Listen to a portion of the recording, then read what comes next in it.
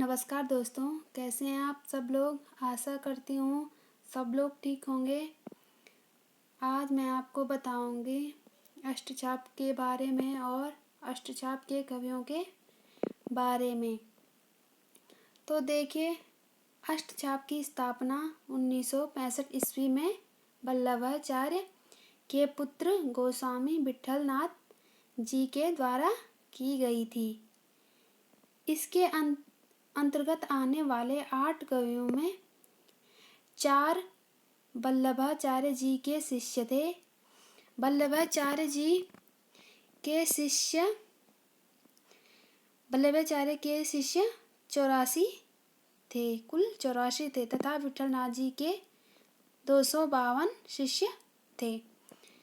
वल्लभाचार्य जी के 4 शिष्यों में कुंभनदास, परमानंददास, सूरदास और कृष्णदास, और विट्ठलनाथ जी के 4 शिष्यों में गोविंद स्वामी, जीत स्वामी, चतुर्भुज स्वामी और नंददास जी हैं। इन 8 कवियों को अष्टयाम की सेवा भी प्रदान की गई। मंगलाचरण, श्रृंगार, ग्वाल, राजयोग, उत्थापन, योग, संध्या, आरती और शयन। तो देखिए अष्टचाप के कवियों का परिचय। तो इसमें पहले कवि हैं कुंभनदास। कुंभनदास जी के विषय में 84 वैष्णवन की वार्ता नामक ग्रंथ में विवरण मिलता है। इन्होंने महाप्रभु वल्लभाचार्य जी से 1492 ईस्वी में दीक्षा ली थी। ये ग्रस्त होते हुए भी अनासक्त एवं साधु प्रवृत्ति के थे। साधारण बोलचाल की ब्रज भाषा में कृष्ण लीला का गान किया है इन्होंने। अष्टचाप के अगले कवि देखिए सूरदासी। सूरदास ब्रजभाषा के सर्वश्रेष्ठ कवि माने जाते हैं।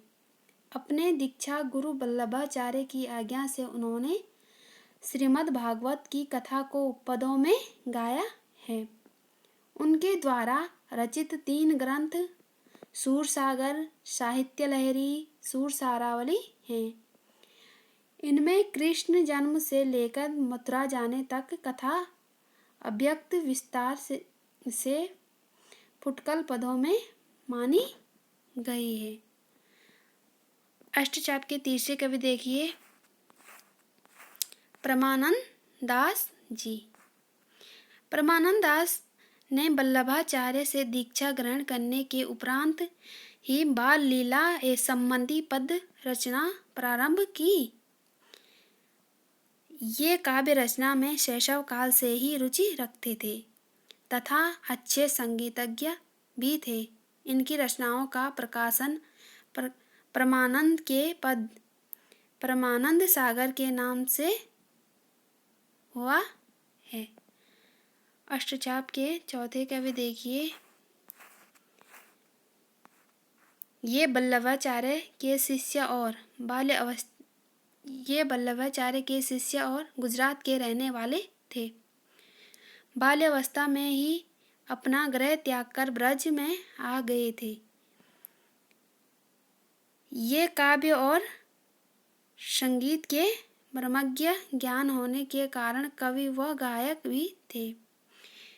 इन्हें श्रीनाथ जी के मंदिर का प्रधान व्यवस्थापक नियुक्त किया गया था। इन्होंने श्रीनाथ जी के निर्मित कवियों से कामशास्त्र, काव्यशास्त्र और नायिका भेद के ग्रंथ भी लिखवाए। अष्टचाप के 5वें कवि देखिए गोविंद स्वामी। ये विट्ठलनाथ जी के शिष्य थे तथा भरतपुर के रहने वाले थे। ये संगीतज्ञ होने के कारण शिक्षित भी थे।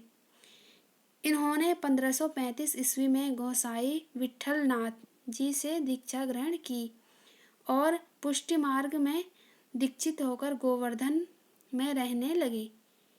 इनके 257 पदों का संकलन गोविंद स्वामी के पदों के नाम से किया गया।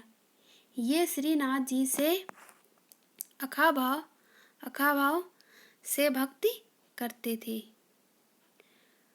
अष्टचाप के 6वें कवि देखिए चीत स्वामी। चीत स्वामी मथुरा के ब्राह्मण थे। विट्ठल नाथ जी ने पुष्टि मार्ग में दीक्षित कर अष्टचाप में सम्मिलित किया। ये महाराजा वीरबल के पुरोहित थे। इनके कुल 64 पद मिलते हैं। अष्टचाप के 7वें कवि देखिए चतुर्भुज दास।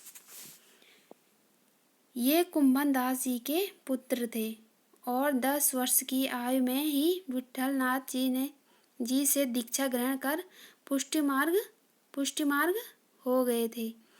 ये शैशव काल से ही काव्य रचना किया करते थे। इनके 3 संग्रह चतुर्भुज कीर्तन संग्रह, कीर्तनावली, दान लीला इनकी रचना में श्रृंगार की प्रधानता थी। अष्टचाप के आखिरी कवि देखिए 8वें कवि नंद दास जी। काव्य की दृष्टि से इनका सूरदास के बाद दूसरा स्थान है। इनका काव्य उच्च कोटि का था, जिसमें भक्त दर्शन सिद्धांत के साथ साथ भाषा का अपूर्व सौष्ठव विद्यमान है।